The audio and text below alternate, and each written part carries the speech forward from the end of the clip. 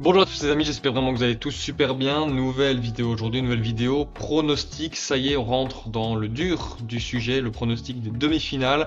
Le premier match, c'est Espagne face à la France. Je pense que tout le monde le sait, à tous ceux qui regardent cette vidéo. Donc franchement, voilà, ça risque vraiment d'être très intéressant parce que voilà, c'est deux grosses nations du foot qui sont peut-être pas qualifiées de la même manière en termes de philosophie de jeu, mais qui sont là à leur place, qui méritent leur qualification en demi et qui espèrent se qualifier pour la grande finale. Et évidemment, les amis, n'hésitez pas à liker et à vous abonner si la vidéo vous plaît, à me dire en commentaire votre pronostic, ça c'est super important aussi parce que franchement, ça va être très chaud. Et donc voilà, encore comme d'habitude, on va reparcourir les dernières actualités des deux équipes, le pronostic en fin de vidéo et une petite surprise après coup si ça vous intéresse. Petite surprise, un petit truc en plus qui ne concerne pas trop cette vidéo mais qui a quand même un rapport avec l'euro évidemment. Donc voilà, j'espère que vraiment vous allez kiffer. Et du coup, on est parti Espagne-France le mardi 9 juillet à 21 h. Donc au moment où vous verrez la vidéo, plus ou moins dans 24 heures, dans plus ou moins 48 heures. Parce que voilà, il faut le temps s'échauffer pour cette grosse rencontre de sélection.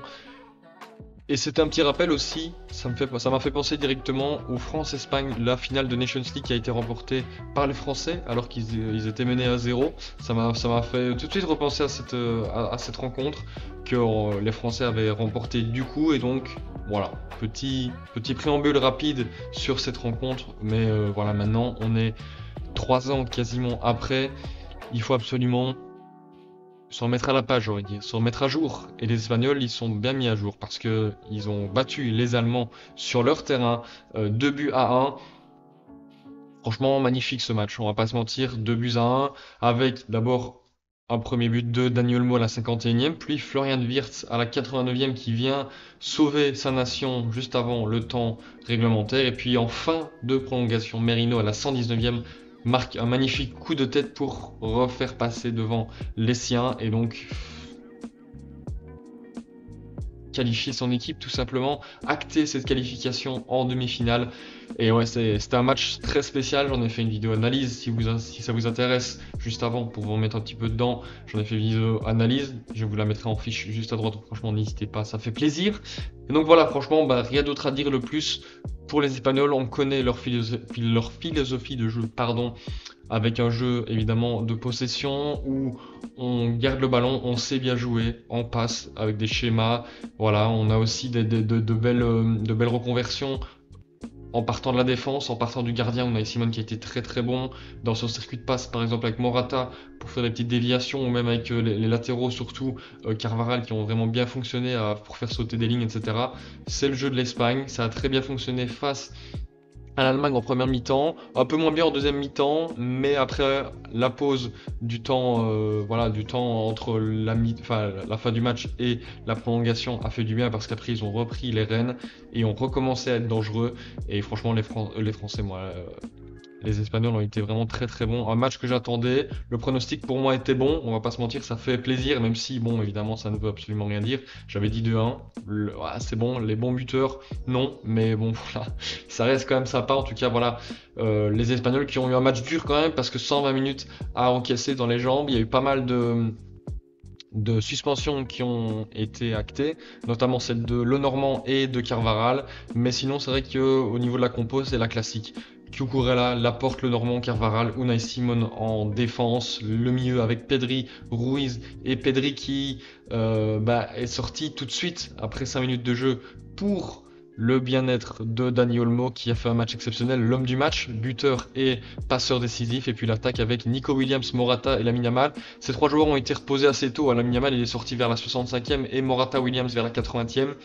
Donc on va dire qu'ils ont quand même beaucoup de jus à faire valoir face aux Français parce qu'ils ont été sortis bien avant la prolongation. Ce qui a peut-être causé aussi le regain d'attention des Allemands en deuxième mi-temps. Mais bon voilà, finalement Luis de la Fuente a bien fait parce que qualification de son équipe en demi-finale grâce à ces changements, notamment le changement de Merino qui vient inscrire le but, vainqueur de cette rencontre. Donc franchement magnifique. Donc comme je l'ai dit, il y a deux suspendus, c'est le Normand et Carvajal. Carvajal qui a été exceptionnel d'ailleurs parce que voilà, il était déjà suspendu après avoir pris une jaune. Mais en plus de cela, il prend la dernière jaune qui du coup lui fait prendre un carton rouge à la 126e, je crois, pour empêcher de Musiala d'aller vers le rectangle. Et ça, c'est peut-être pas le plus fair play, mais en tout cas, c'est des patrons comme ça qu'il faut pour gagner des matchs. Et il le montre encore une fois. Et donc voilà pour les Espagnols. On va maintenant partir pour la compo probable de ce match. Du coup, en fonction des changements, etc., on va composer ça tranquillement. Donc voilà la compo espagnole qui devra forcément changer. Comme on l'a dit, Carvaral et le Normand suspendus. Je pense que les deux remplaçants sont assez logiques dans la tête de Luis de la Fuente. Déjà Nacho d'une part à la place de le Normand qui devrait faire une charnière plutôt complémentaire avec la porte. Et à mon avis, Jesus Navas, je pense qu'il prendra la place de Carvaral, qui est plus ou moins dans le même rôle, peut-être un peu moins chien de la casse que Carvaral, mais je pense qu'ils vont pas trop y perdre. Bon, évidemment, quand même, ça reste un gros coup dur pour les Espagnols côté droit, surtout qu'en plus on connaît qui a côté gauche, côté français. Et puis c'est vrai que Pedri, du coup, blessé après 5 minutes, je pense qu'Olmo a gagné sa place de titulaire indiscutable là face aux Français. Et puis voilà, sinon, ça parlait d'un Morata qui, en fin de match, avait pris une jaune, mais finalement, je crois que l'UEFA, je dis bien je crois, mais il me semble que j'ai vu ça ce matin, qui a dit que l'UEFA n'avait pas comptabilisé le carton jaune et donc forcément après les quarts de finale tous les cartons jaunes euh, sont remis à zéro, donc plus personne n'a de jaune et donc plus personne n'est susceptible de suspendu, hormis ceux qui étaient déjà suspendus, voilà pour les quarts, donc Carvaral et le Normand. Mais sinon, je pense que la compo devrait pas changer. Cucurella à gauche qui fait un taf monstrueux, Williams et Yamal, les deux ailiers qui sont extraordinaires, le milieu avec Fabian Ruiz encore une fois qui a été excellent, Rodri également, Olmo, que dire de ce joueur, et puis Unai Simon qui a été très bon dans ses passes, dans ses relances, etc. Très très fort, qui a permis aussi aux Espagnols de contenir et de mieux gérer le pressing allemand quand il le faisait. Et puis voilà, sinon je pense qu'il n'y a pas grand chose à redire. Je pense que la compo se jouera comme ça, avec toujours les mêmes schémas, avec Yamal, Williams qui peuvent à la fois rentrer ou déborder pour en centre sur Morata. Yamal qui peut centrer aussi de son pied droit, qui peut très bien faire ça, enfin de son pied gauche pardon, pour par exemple une infiltration de Fabian Ruiz, de Rodri ou de Olmo à un moment donné. Enfin bref, on connaît maintenant l'animation. Je pense que si vous avez vu plusieurs matchs de l'Espagne, on connaît maintenant et vous connaissez ce qui va probablement se passer face à cette équipe française. Mais à mon avis, je pense que les Espagnols auront plus le ballon que leur dernier match, étant donné que les Français aiment bien que leur adversaire possède le ballon pour mieux repartir en contre. Donc voilà, maintenant, je pense que ça va pas trop les gêner, étant donné que les Espagnols aiment bien le ballon. Voilà, après, je pense que la compo, je pense qu'il n'y a pas trop de surprises et d'autres changements à apporter. Au cas blessé, par Pedri, il me semble. Donc voilà, en tout cas pour la compo espagnole, on est reparti du coup maintenant pour les Français.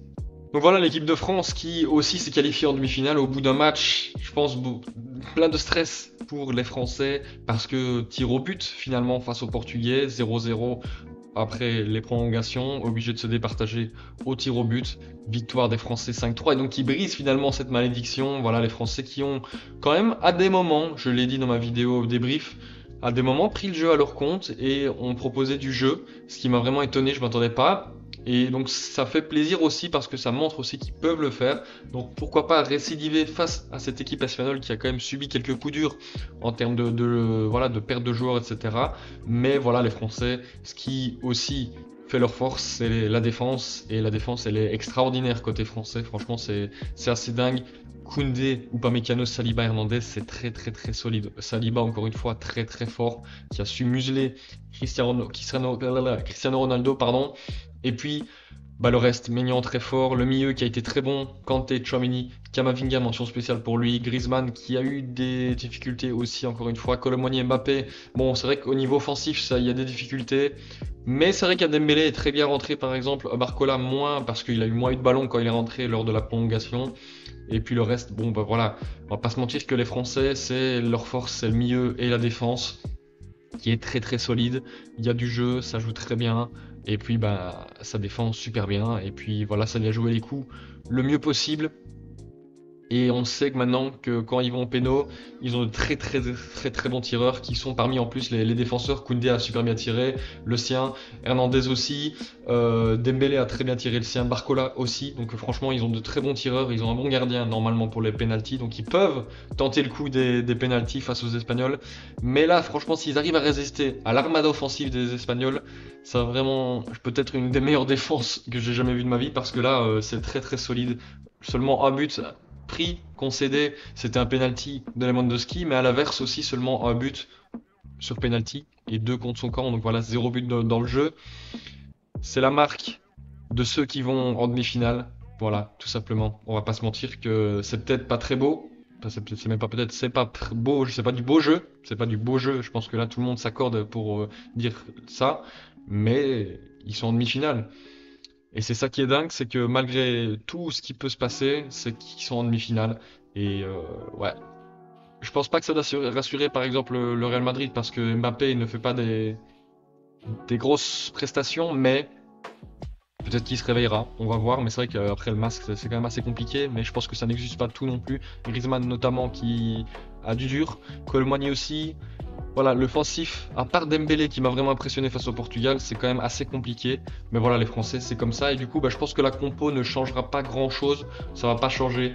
Peut-être une réincursion de Dembélé dans le 11 de départ à la place d'un Colomani et peut-être revenir à un 4-2-3-1 avec Griezmann dans un rôle plus libre. Maintenant, peut-être que ce sera pas Giroud et peut-être que ça continuera avec un Colomani en tant que buteur.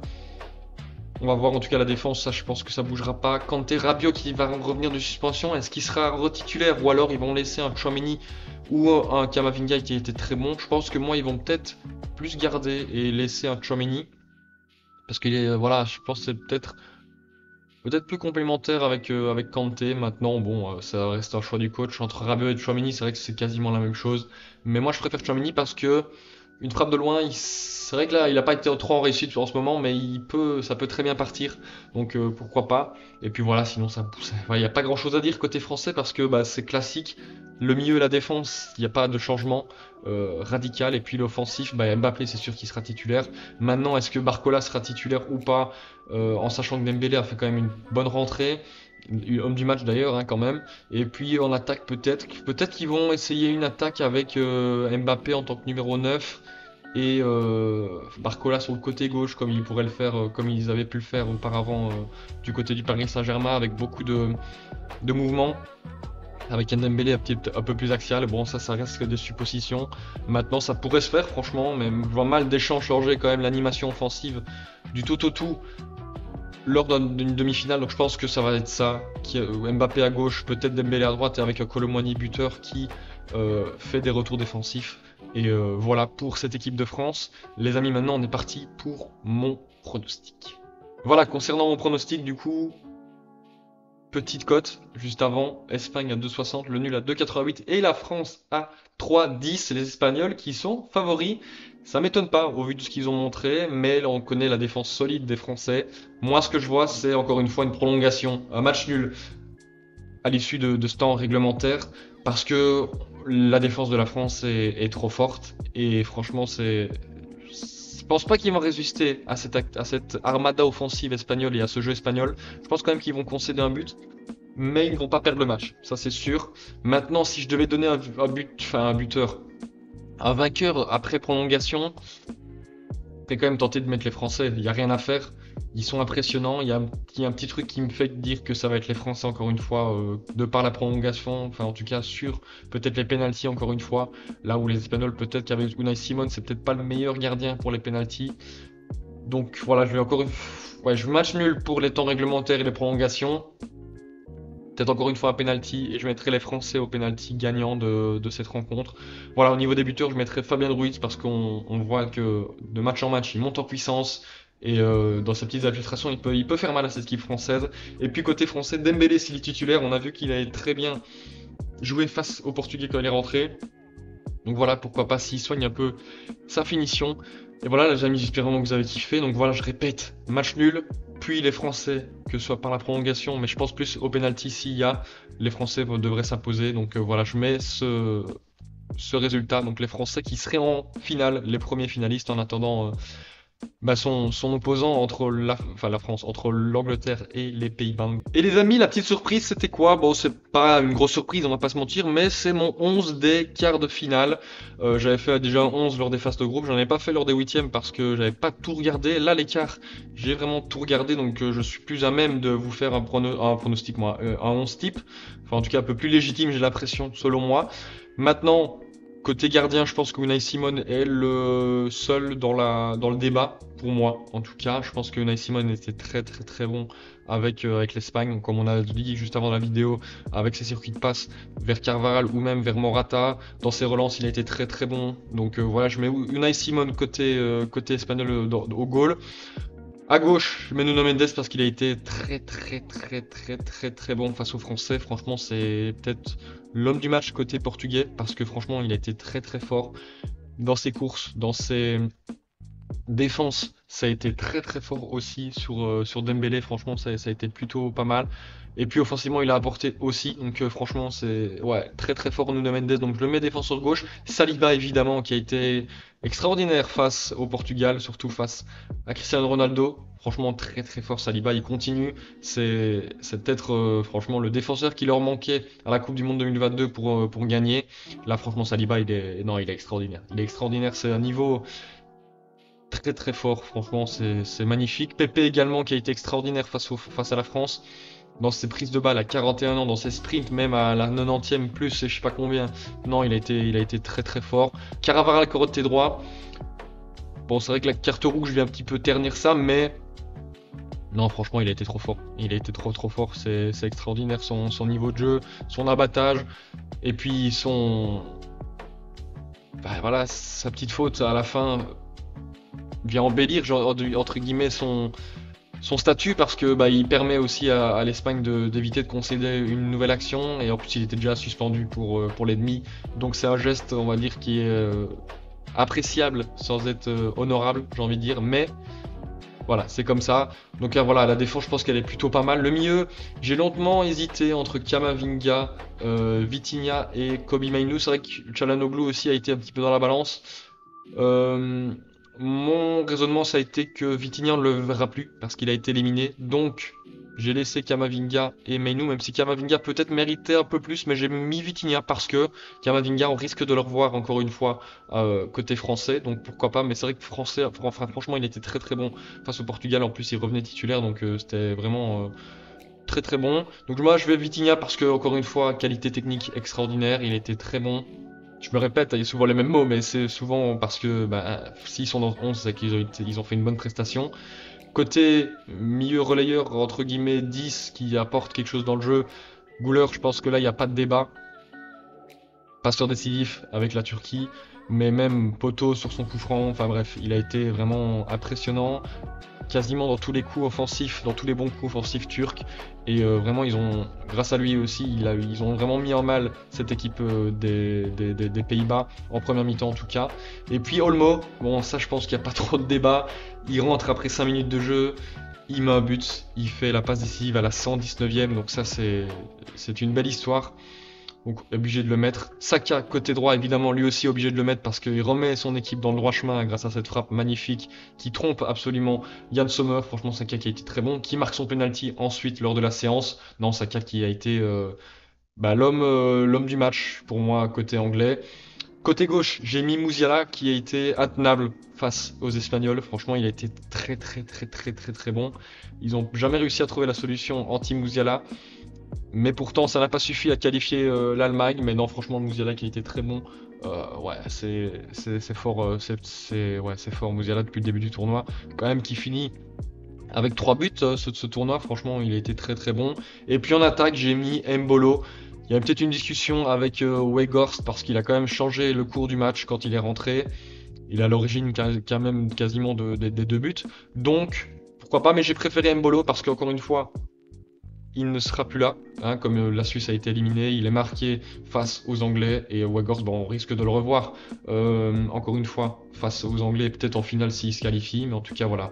Pour mon 11, je pense qu'il est quand même discutable, il y a peut-être des petites discussions, mais moi je pense que ils ont tous le mérite d'y être en tout cas. Et voilà, j'espère vraiment que vous avez kiffé. Et si c'est le cas, n'hésitez pas à liker et à vous abonner et à me dire en commentaire votre pronostic pour Espagne, France, mais aussi pourquoi pas, si vous avez le temps, pourquoi pas me dire les 2-3 joueurs que j'ai peut-être oubliés dans ce 11.